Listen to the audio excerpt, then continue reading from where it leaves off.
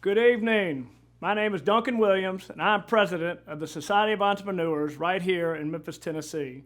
Thanks so much for joining us tonight to celebrate our 28th Dinner and Awards Show. Obviously, our first virtual dinner and awards show. We're so glad to have you. We've got 5 great honorees tonight that have done so much in their business field, but also so much for our community. But before we get started, I'd like to ask Dr. Mary McDonald to come up and say our invocation. Thank you, Duncan. Before we begin tonight, let us bow our heads in prayer. Heavenly Father, Spirit of life, you have called us together this evening to celebrate and recognize our new members and our master entrepreneur, whose lives inspire others to reach beyond life's circumstances, to create, to build, and to grow. O good and gracious God, let us also remember those members of the Society of Entrepreneurs who have died during the past year. Fred Davis, Ira Lippman, Rudy Scheit. Throughout their lives, they have used the talents and gifts you gave them to change the world for the better, through their work and their generosity. Shower your gifts on all gathered for this celebration. Gift us with faith, courage, and outspokenness, so that we will give voice to those silenced by fear and oppression.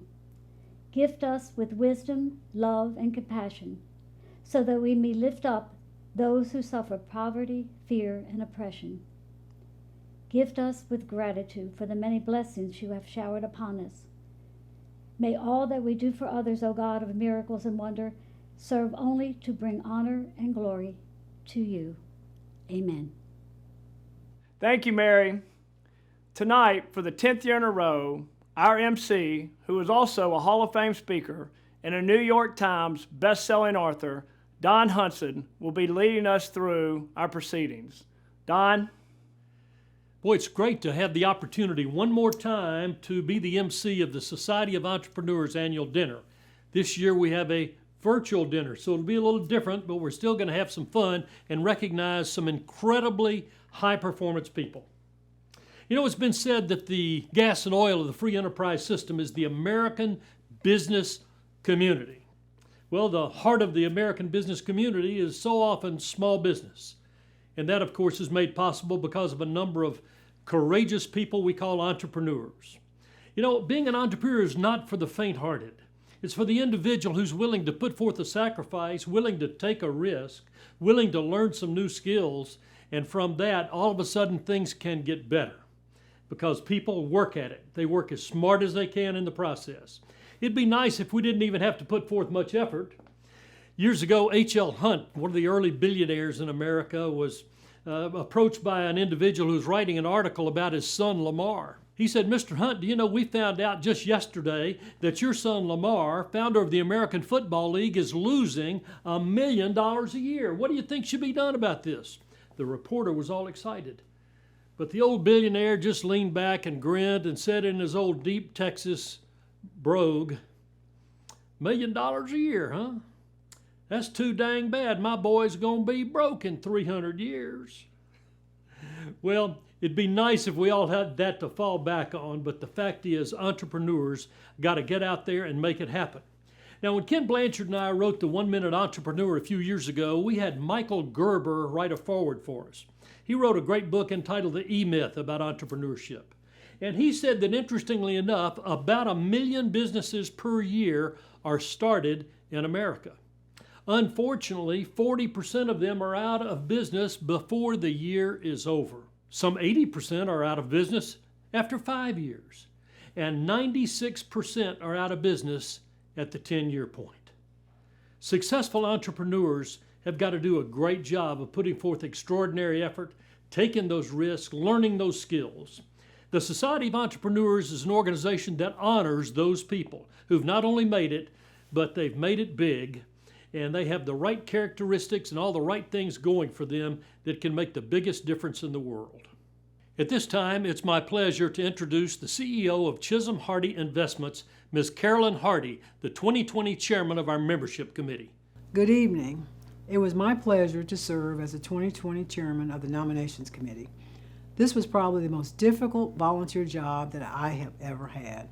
Thank you to the committee members, Bill Courtney, Mike Bronze, Duncan Williams, Mary McDonald, Ron Coleman, and David Andrews, and the members of the board of directors for their hard work in the selection process. Selecting the new members from the many nominations that we receive annually is truly a challenging task. Members are selected based on several criteria, but in short, those qualifications are risk, vision, and strategic growth. Members must have taken personal risk in starting a new enterprise, had a vision for a new company that they started and built, or they took an existing business and strategically grew it beyond all expectations. I am proud of the work that was done to select these outstanding new members. Congratulations to Craig Brewer, Edith Kelly Green, Chris Woods, and Kent Wunderlich. Now I would like to welcome past master entrepreneur and founder and CEO of Truth Health, Dr. Scott Morris, to start the induction process. So Craig Brewer has always seen himself as a filmmaker. Early in the 2000s, my wife, who's an actress, took lessons from him to be an actor, and she will tell you he could teach a camel how to act.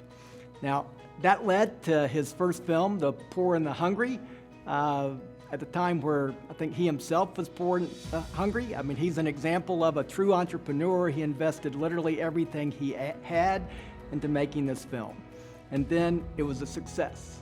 And then we go on to Hustle and Flow, and he wins the Academy Award, and you understand what happens after that. Now, here's what I find most appealing about Craig.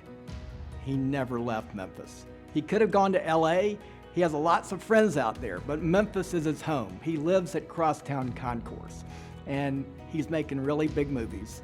You know, next year, if COVID lets us, Coming to America with Eddie Murphy will almost certainly be a huge film.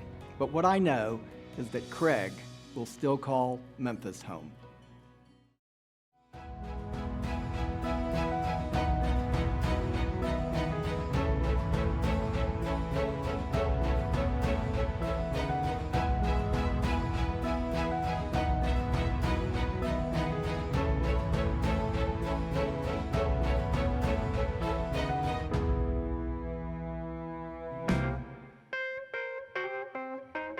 There's this thing that we do in movies and when we're doing scripts, which is like, well, what's the spine?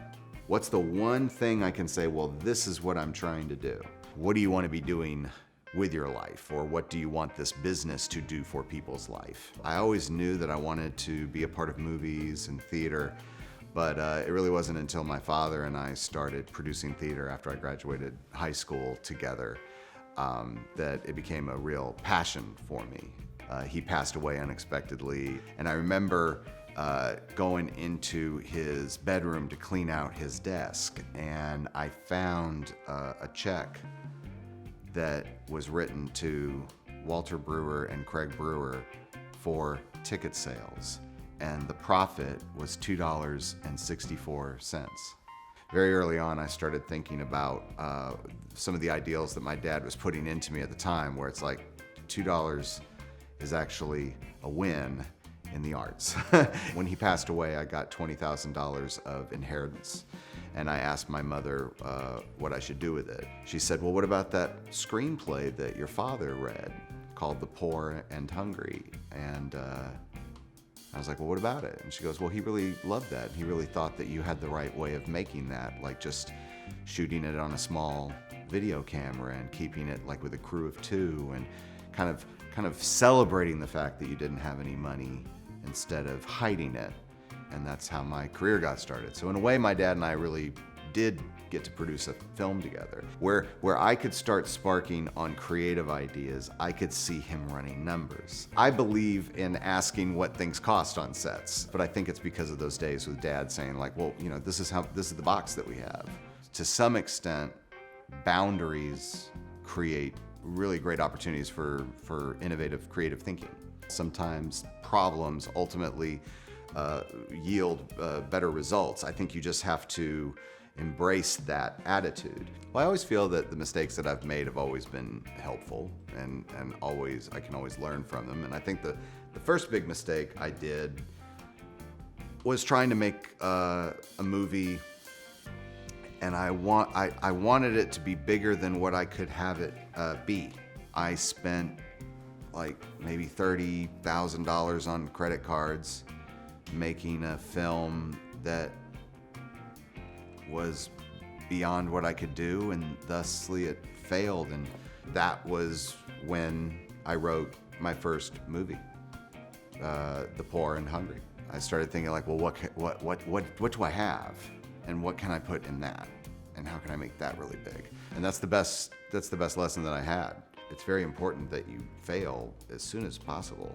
I think if you watch people struggle to make something, that it changes them, but you in the dark begin to kind of like identify with them, because who doesn't really want to express themselves or do something, and you just feel like, well, but no one is here to help me, and is anybody even going to be listening? But it changes you.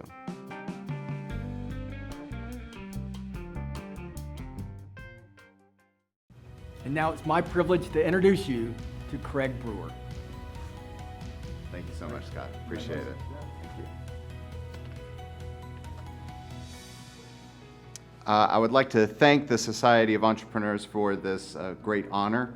To be in your presence and in your company is daunting, to say the least. I've never really thought of myself as an entrepreneur, and as a matter of fact, I always have a little bit of a fear that I know what something is without really knowing it. So today, my daughter and I talked about what an entrepreneur was, and we did the responsible thing and asked Alexa what an entrepreneur was.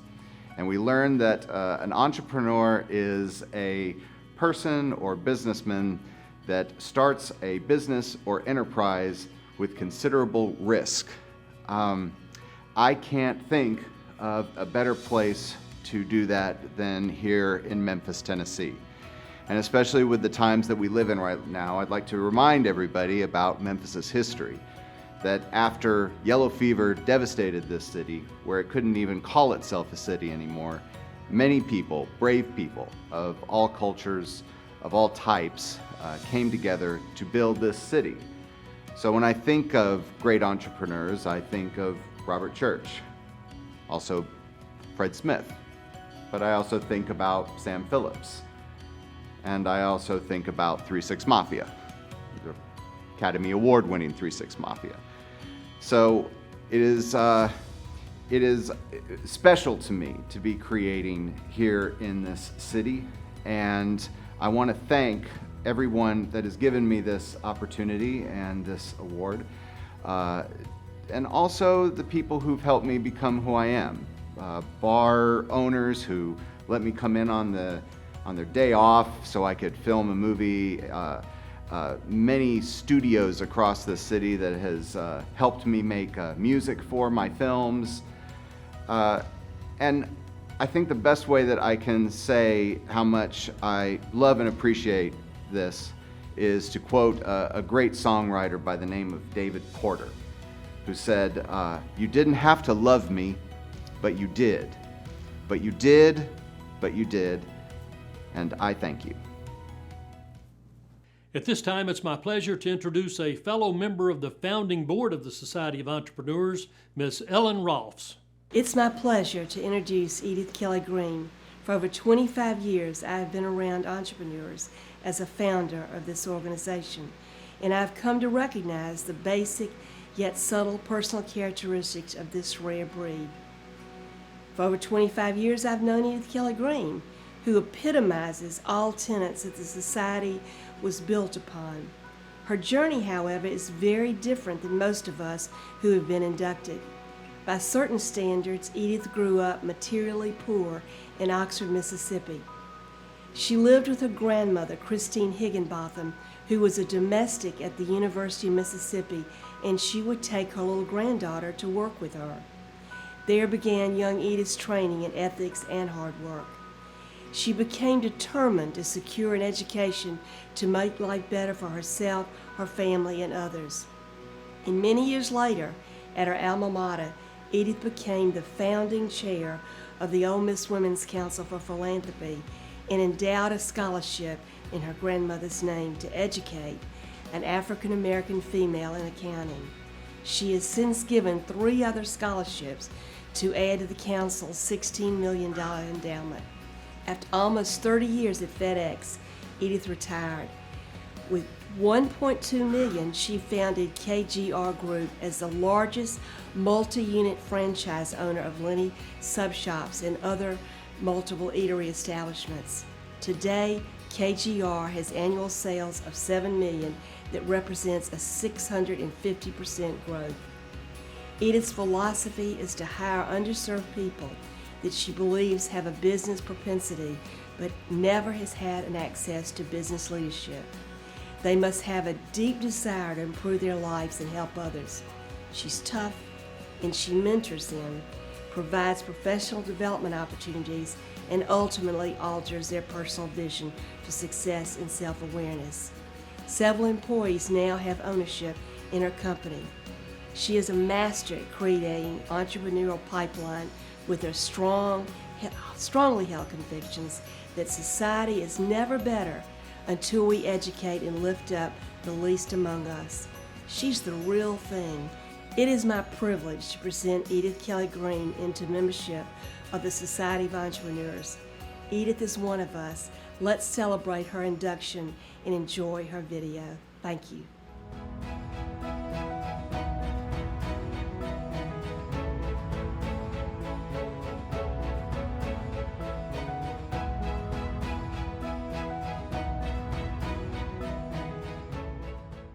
I graduated from Ole Miss, which is, of course, located there in Oxford, Mississippi. There was a lot of financial aid there because otherwise I would not have been able to go to school. And I moved up north to Memphis, Tennessee to work for what's now Deloitte in public accounting. And I worked there for a few years, became a senior auditor, and someone called and told me about this little company that shipped boxes out at the airport, and I went for an interview. The company was growing, there was a lot of things going on, and so the company had agreed to support Vanderbilt in this executive MBA program. So I ended up going to school there to get my MBA at the same time that I was continuing to work at FedEx, so I didn't miss out on anything that was going on. First African-American female vice president at FedEx, so I didn't have someone to give me pointers. I probably would have crafted a different strategy, not that it would have worked any better than it did. One Saturday morning after having been to the gym, and I read in the paper where Lynn Moore, the Lenny's guy, had sold his company to someone else, someone that I knew. And I made a phone call that Saturday morning. Of course, I got no one, saying that I wanted to invest in Lenny's, not that I wanted to be a franchisee, but that I wanted to invest. I got a call back the next week, and it turned out that I ended up being a franchisee. And then my thought was, if I am going to be a franchisee and own locations, I would prefer being the biggest fish in that pond versus, that is, owning 10 or more versus owning 2 in a pond of 100. The opportunity you have as an entrepreneur and the opportunity that we have is that we can hire people that other people would not hire, and we have hired people that other people have not hired. Sometimes we've been bitten by that, and other times it's worked out fantastically, and you found a jewel in the person. They just needed a chance. And the second thing is, I know the people manual from FedEx days, and it's pretty straightforward, but in Lenny's, as an entrepreneur, we can give people second chances that they would not be able to get in some of the large corporations or even any corporations. The best advice that I have received or just absorbed over my career is putting people first. And actually, that is the FedEx philosophy, people, service, profit. I thought about that in the workplace at the time that I started at FedEx, but I really believe and understand that if you treat people right, you put people first, and they will help you accomplish all of your other goals. I always think just making people feel that they're important, they play an important role to you, to your operation, and that they are important to you. And you do that by asking for their opinions, asking for their involvement, and then doing something with those opinions and their involvement. I was the founding chairman of the Ole Miss Women's Council for Philanthropy, and it was started to create scholarships, and it was a three-legged stool: scholarship, mentorship, and leadership that we focused on for students that were entering the University of Mississippi. I'm on the board of Methodist Hospital, which includes Le Bonheur Hospital and several others here in the city. Healthcare, again, one of my other focuses in terms of my philanthropic efforts. One of the other initiatives that I and 7 other African American women started is Philanthropic Black Women in Memphis back in 2007. But being a small town kid from Oxford, Mississippi, not growing up in any kind of business environment, I think did pretty well, and hard work, do the work.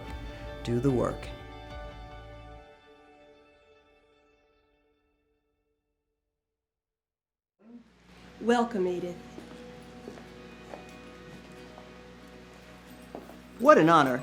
Like most everyone, I continue to wonder why God has left me here, especially after surviving breast cancer 28 years ago. Ultimately, though, we stop wondering and we just try to do our best. An honor like this one, being inducted into a group of the best and brightest entrepreneurs in Memphis and perhaps the world, can only be thought to be a validation that perhaps I am fulfilling the purpose that God expected me to. Society of Entrepreneurs, I thank you for the confirmation that something I have been doing was worthy and has made a difference. Specifically, Pearson Crutcher, you represent the society so well. I met Carolyn Hardy when we were both young accountants, barely knowing how to spell CPA. We've been friends and supporters for over 40 years. And Ellen Ross, you've always seen the potential and pushed me to make that potential reality, starting with the founding chairmanship of the Ole Miss Women's Council for Philanthropy, which allowed me to visibly demonstrate my belief in the power of education, which was instilled in me by my grandmother.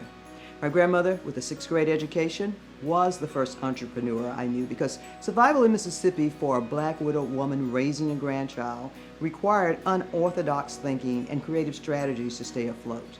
I continue to look to her star for approval and direction. My mother took up where my grandmother left off and still provides continuity of the values and motivation that my grandmother did. Thank you both.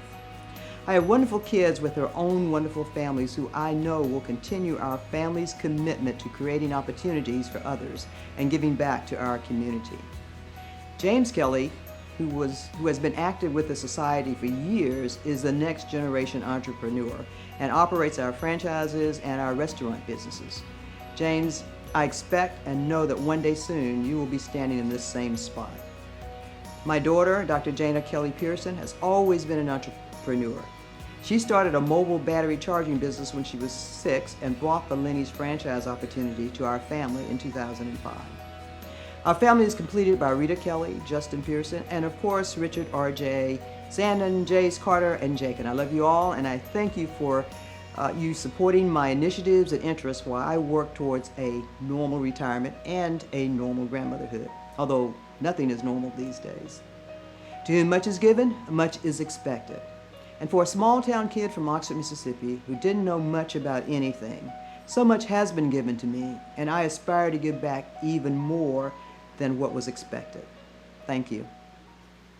At this time, it's my pleasure to introduce Gary Dodson and Tommy Earl of Tag Truck Enterprises.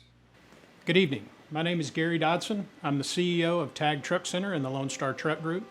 We operate 23 heavy-duty truck dealerships in 9 states. We represent the Freightliner and Western Star brands of Daimler Truck North America. And my name is Tommy Earl. I'm the president of Tag Truck Center, and I manage 9 dealerships in 5 states: Tennessee, Arkansas, Mississippi, Kentucky, and Missouri. We have the privilege of inducting Chris Woods into the Society of Entrepreneurs. Tommy, do you remember when we met Chris? I do. It was in 2015. We were getting ready to build a $30 million project on the former Mall of Memphis site, and he came over for the construction meeting. Yeah, you remember what I asked you after that meeting? Yeah, you asked me, do you think this redneck can pull this off? Yeah, I may have said something like that. Do you remember what I said after the bid process? Yeah, you said something about to the effect, if we're going to spend $30 million, it seems like we should be having more fun. Up until that point, the project hadn't been totally enjoyable, so I think we were hoping to have more fun. Yeah, and his answer, if you remember, probably won him the business. He basically committed to us that if we chose him and chose his company, that he would make the process fun, he would be honest with us, and that we would be overwhelmed with the quality of the completed building. Yeah, and I would say we've been in the building now for over 2.5 years, and it has been an awesome experience. It's a fantastic building. Yeah, I would say the building's been transformational for us. We basically doubled revenues since we moved in, and hey, it's been a great blessing to our company. What do you think Chris's strongest traits as an entrepreneur are? I think integrity. I think Chris does whatever it takes to please the customer, even if it costs his own money something. And there's a joke around his office, which we really like, is that you get a lifetime warranty when you buy a Chris Wood building. So we're really happy about that. And I can tell you that he's taking care of things past the normal 1 year thing, Yeah. one year of warranty. So that's been really good. I would also say he's a great leader.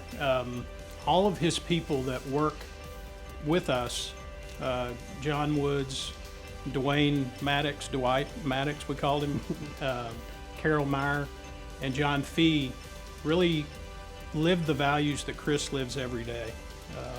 And leadership is a really strong point for him. Yeah, and I would say since we've met Chris, his business has basically doubled since 2015 from $35 million to $70 million. And he has just had a way of taking care of difficult projects and getting them done. He's also very willing to help people in the community. I know he supports various church activities, has built play areas for churches, and is very willing to help charities across the Mid-South. So, hey, we're just really happy to be able to induct Chris into the Society of Entrepreneurs, and please watch this video and learn more about Chris's career and business.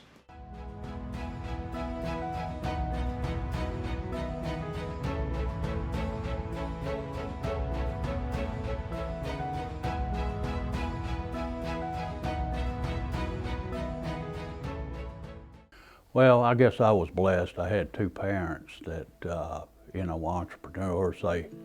My dad started off in the dairy business and found out he was allergic to milk. And so they had watched Holiday Inn's growth, and they decided to open a cottage motels in Holly Springs, Mississippi, where I was raised.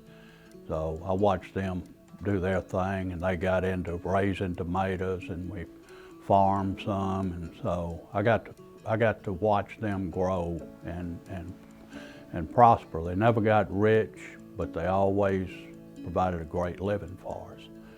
And my entrepreneurial started when I was probably 6 years old. I would deliver coffee and donuts to the customers at the motel, and I'd get tips. And I might make 50 cents one day, $1 the next, and so I really enjoyed that. And I went from doing that as I grew older. I cut and sold firewood, I picked up junk, I did a little bit of everything.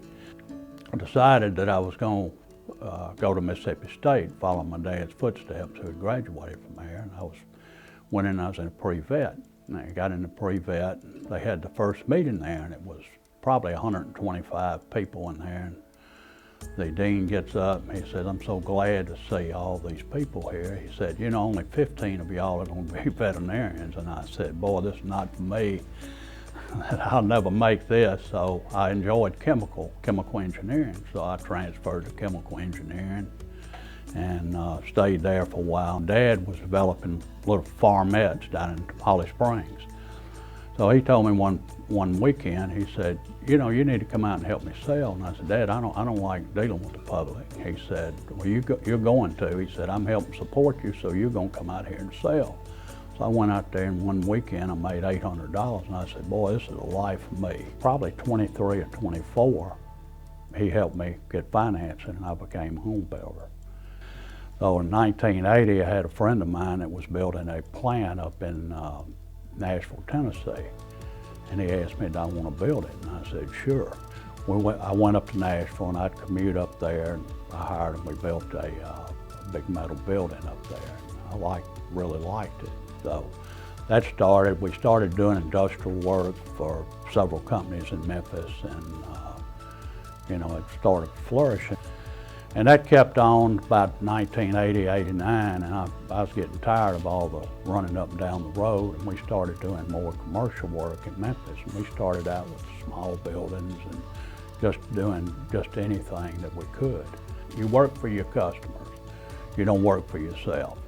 And just make sure they're always satisfied, and then everything else will take care of itself.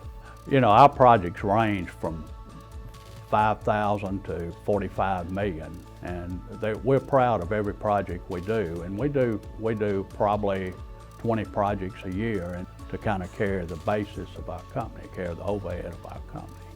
And we're proud of all of them. Every job we do, we're proud of. It doesn't matter how large, how small, it's always a sense of accomplishment, which is so important.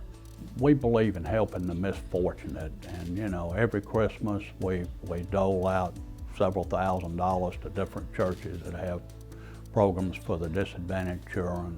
So I've got 5 grandchildren that I deeply love, my 2 sons, their wives, my wife, I enjoy her too. And my grandmother, my mother always instilled in me, if you believe in yourself and you work hard, you can accomplish anything. And I really believe that, you know, even though I was a big failure in sports, you know, no football, no basketball, but we've done all right here.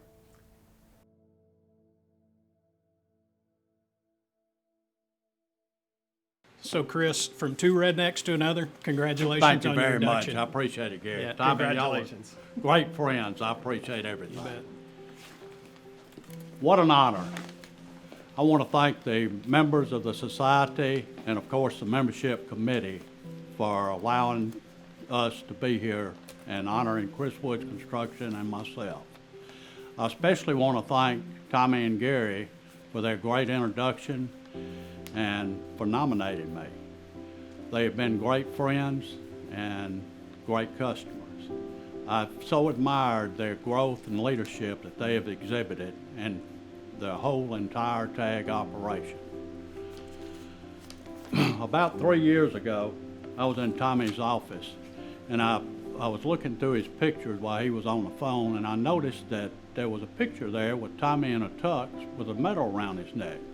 When he got off the phone, I said, "Tommy, what is that?" He said, "Well, this was when I was inducted into the Society of Entrepreneurs." And I looked at it and I said, "Boy, that's impressive." Now, fast forward about 8 months ago, I was in our conference room in a meeting with my 2 sons, John and Justin, Grant Mills and Brian Campbell. And lo and behold, in walks Billy Courtney. Billy's a lifelong friend who coached John, Justin, and Grant in basketball. Billy informed me that I was being inducted into the society, and to him it was one of the greatest achievements he had ever incurred. I asked him, "Are you sure this is not the joke and you've got the wrong guy?" He assured me he didn't.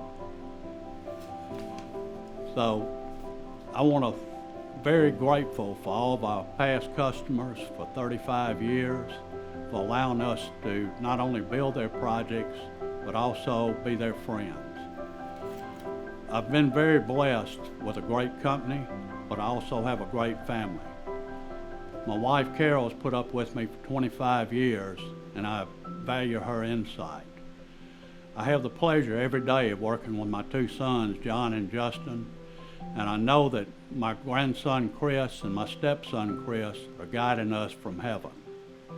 I've also have 2 great daughter-in-laws in Stephanie and Bethany, and of course the light of my life are my grandchildren, Zoe, Jacob, Colin, and Mason. In closing, thank you all so very much. What an honor. At this time, it's my privilege to introduce Gary Wunderlich, a Society of Entrepreneurs board member and also a partner in Live Oak Merchant Partners. Good evening. I'm here tonight to introduce Kent Wunderlich, who's also known by me as Dad. So this is really fun for me, but also very selfishly, it gives me some validation to my own membership in the Society of Entrepreneurs. I've wrestled with the following question ever since I was nominated for membership many years ago, and that is, how could I possibly be a member of the Society of Entrepreneurs if my dad wasn't? After all, everything I learned about being an entrepreneur, about how you treat people, about how you treat and value employees, about how you treat and value clients, I learned from him. Now, those of you that know my dad are probably wondering how I learned anything from a man of so few words. Well, while the answer is somewhat of a cliche, it also happens to be true, that actions do speak much louder than words. I have witnessed firsthand over 50 years a man that in every instance has done what he believes was the right thing to do. Not the easiest thing to do, not the thing that might make him the most money, not the thing that gives him the most recognition, but always the right thing to do. He is a man of his word, even though they may be few. So when I think of Financial Federal, and indeed what I would call the Financial Federal family, due to the incredibly long tenure of their employees, I can't help but think of the Bailey Brothers Building and Loan from that great movie, It's a Wonderful Life. Now, not all the parallels are there, but there are a few. I've seen a lot of lives touched by the work of the Financial Federal family and their own George Bailey. And indeed, they run their business as much to serve the community for which they live as they do for profit. It's a refreshing throwback in time and a characteristic that especially stands out today in today's caustic environment. I'm going to run short on time, but I have to mention two more qualities in our new member. The first one is that of an incredible work ethic. This one probably goes without saying, as there's never been a successful entrepreneur that doesn't exhibit relentless work ethic. And last, but probably should have come first, is his commitment to his family. This trait has been exhibited to me more times than any amount of time allotted here today would allow. So to sum it up, what would one learn from watching a successful entrepreneur like Kent Wonderlick? You would learn, be a man of your word, always do the right thing, put purpose ahead of profit, be truly empathetic, work hard, and love your family. I've had the occasion over the years to receive a few compliments, all of which I'm very grateful.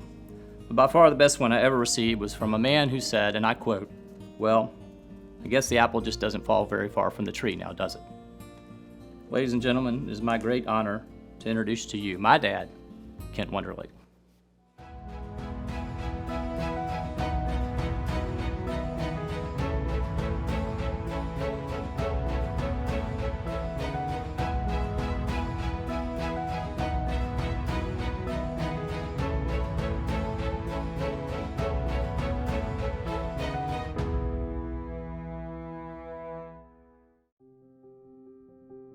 I joined a law firm in Memphis, now known as Baker Donaldson. I retired from that and looked around for a business I might get involved with another guy actually. And so we were looking and we came upon a bank.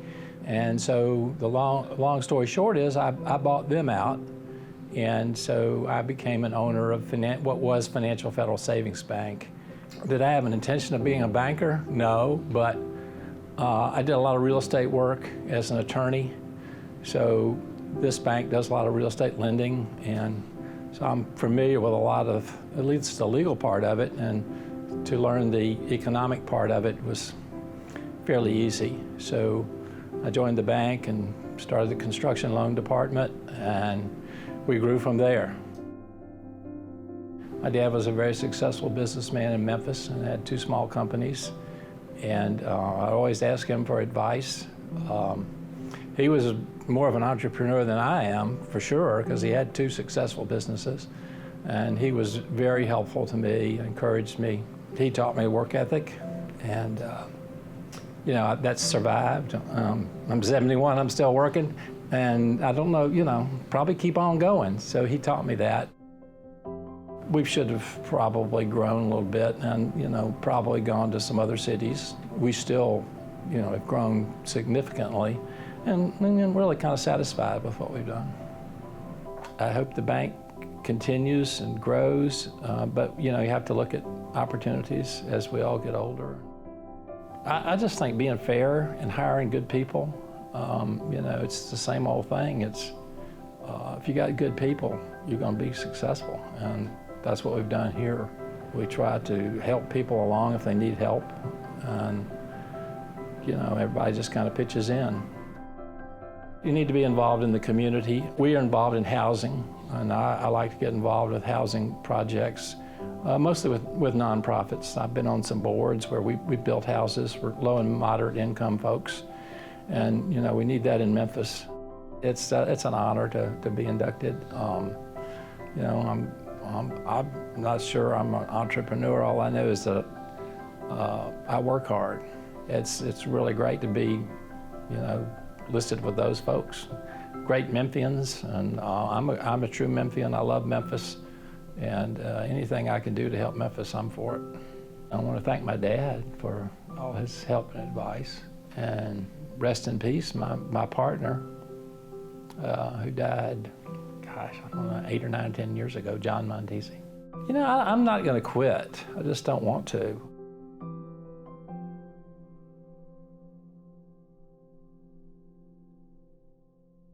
Ladies and gentlemen, Kent Wunderlich. Dad. Gary, thank you so much.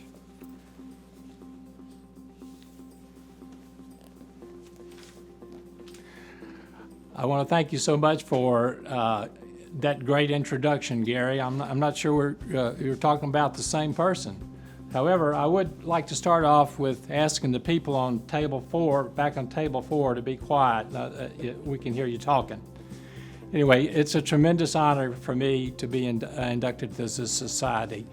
When you look at the list of names that are already there, it's most impressive. Leaders of Memphis, leaders of business, leaders of philanthropy, leaders in every good way. You know, for me, I've worked pretty hard all my life. I've enjoyed working. But the foundation of everything for me has been my family, starting with the boss, my wife, and with my 2 sons, Gary and Philip, and their families. It's been a great joy to bring them up.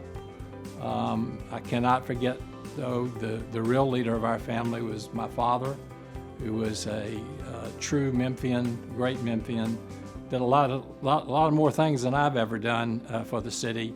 And of course, behind every great man, this great woman was my mom. I've been working now for, I hate to think how many years, it's near retirement, but I've enjoyed all of it. I enjoyed practicing law. I've enjoyed the banking business. You know, we're a small bank in comparison to some others, but it's like a family to me out at our bank. Everybody gets along. We're very informal. We all call each other by our first names. We don't have a very disciplined atmosphere, and that's what makes it fun. I would encourage everybody that's listening, and most of you already do this, to be involved with your city, especially during these times. There's so many things you can do. Please don't give up. Look forward to greater things. You know, Memphis will be, or is, a great city. Please stay with us. Stay strong. Get engaged, and get out there and help support progress. I want to thank everybody that I've had the opportunity to work with through my career. I certainly appreciate what they've done for me. I can always remember one saying I used to get from my football coach, and that was do right. And I've tried to kind of live that for my life, and I hope people that I've helped raise will do the same. Again, thanks so much to my family and to all the friends, who I don't see a whole lot of them out there, but to all the friends, and thanks so much to the society. Every few years, the Society of Entrepreneurs recognizes what we call the Master Entrepreneur.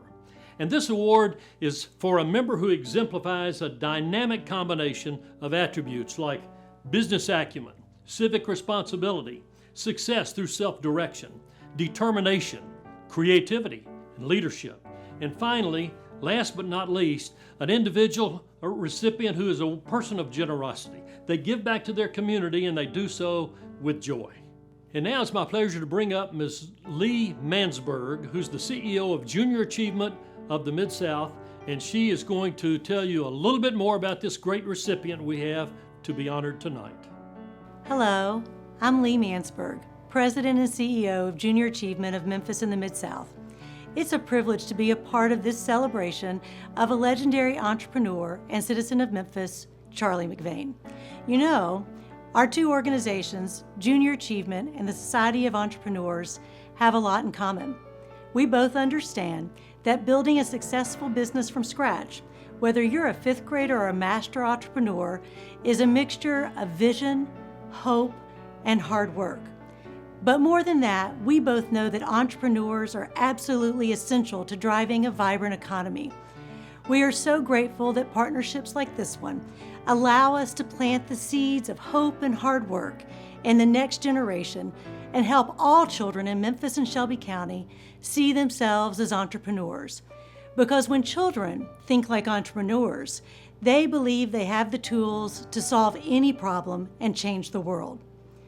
Thanks to our work with the Society of Entrepreneurs, we are raising the next generation of problem solvers, visionaries, and dreamers, maybe even the next master entrepreneur. Thank you again for the opportunity to be a part of this work. And now, founder of Comtrack Logistics and master entrepreneur, Mike Bruns. Thank you, Lee. Appreciate that.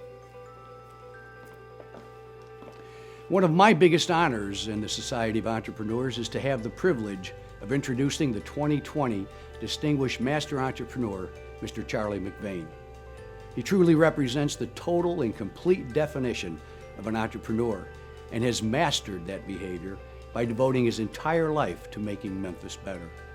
His backbone and tenacity was built in the grain industry, and he founded his trading company in 1986, changing the way livestock was traded forever. It was a huge risk and required endless and extreme perseverance to survive. He told me, commodity trades are tough. It's really just about grown men taking money out of the pockets of grown men. Not everyone loves me.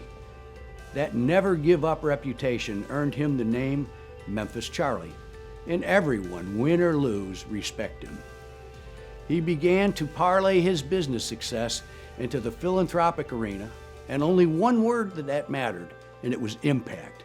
He said rather than give money to those in need, he would rather invest money in those in need. Impact. His formation of Peer Power challenged youth to be professional, productive, and contributors to society. Charlie had quickly become a change agent for our great city. He says, "I'm so proud that we are turning the marginal high school dropout into an employable, productive citizen that will never see 201 Poplar. I regret that I couldn't have sold Peer Power to the school system much earlier, but the bureaucracy was vehemently opposed to it, and I put more money into it than I ever intended." Now his impact is felt by thousands of people and millions of dollars. He wasn't done. His big river crossing the mighty Mississippi that most of you have experienced brought excitement, pride, and jobs to Memphis. The walk and bike path running parallel to the Union Pacific will reach New Orleans when complete. Negotiating with a railroad, especially the largest in the country, would be impossible for anyone else. But just in case you didn't know, the Union Pacific is headquartered in Omaha, Nebraska, where all the cattle people live, and who know Memphis Charlie. Charlie describes his life so far as pretty simple.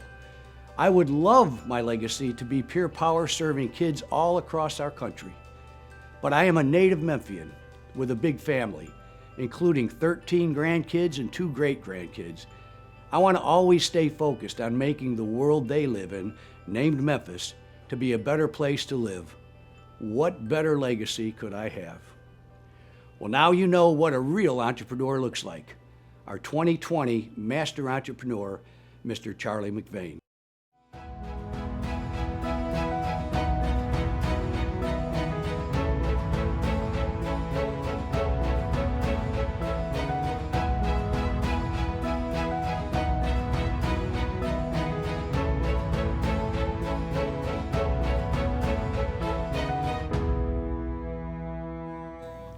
I graduated from Vanderbilt University in 1965, and with no particular, originally I planned to be a lawyer, but then I decided against that.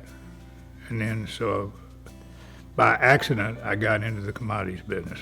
What first attracted me to working with and for Charlie was, as I said, he appeals to your intellect.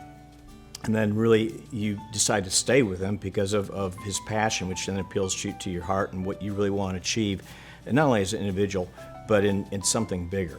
While I was working out in Missouri on the cattle, there was no futures market in cattle. So I came in and started working on soybeans and wheat and corn and cotton like everybody else. And the cattle futures market was only started in about 1964. And I said, we just got a bunch of gunslingers and cowboys trading these cattle. I think I can apply some of the more advanced statistical techniques learned at derivative of the grain trade and beat these guys.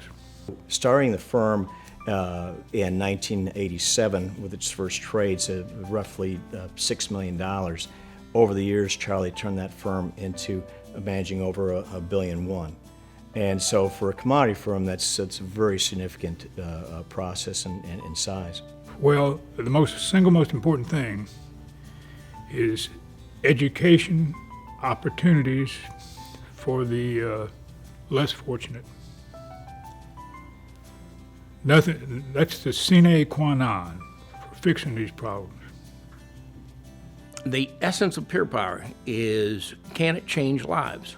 Can it fix the disconnect between our society? And I've seen it happen, and I've seen it happen over and over and over, to where the young people, you don't use the word empower, they become inspired. They become inspired that they can be successful. I remember I went out and I was, in short, sort of asking for money, and he let me know that right now that Pure Power needed to take a step forward and he wasn't going to be able to help me on that.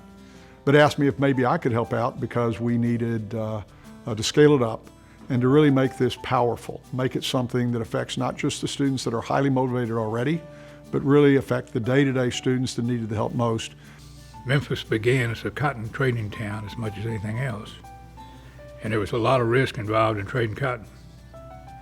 So there was a culture of being willing to take risks. And I think that was important. Charlie had consistent hands-on in Pure Power. He wasn't an absentee owner.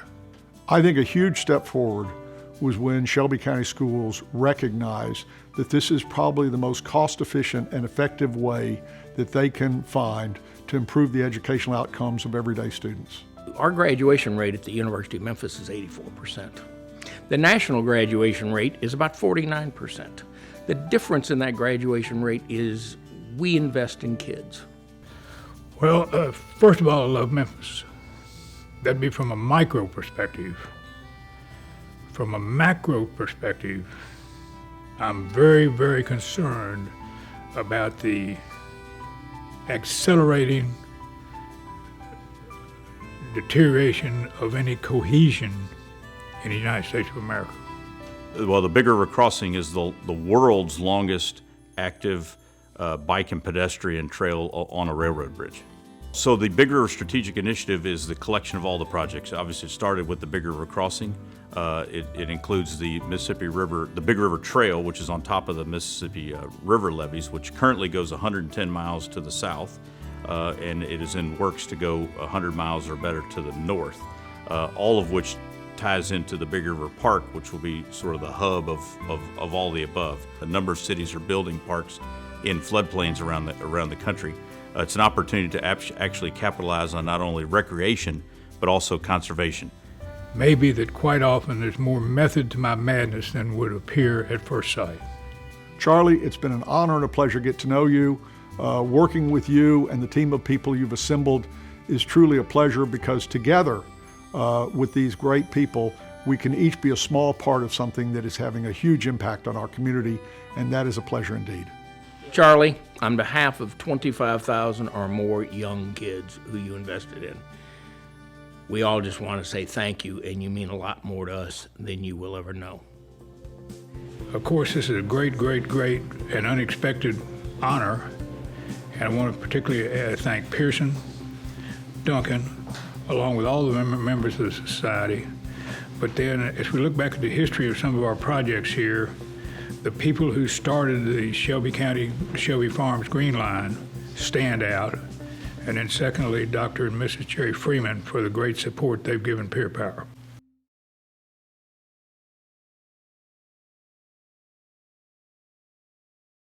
Well, once again, congratulations to our master entrepreneur, Charlie McVane, as well as our new members, Craig Brewer, Edith Kelly Green, Chris Woods, and Kent Wunderlich.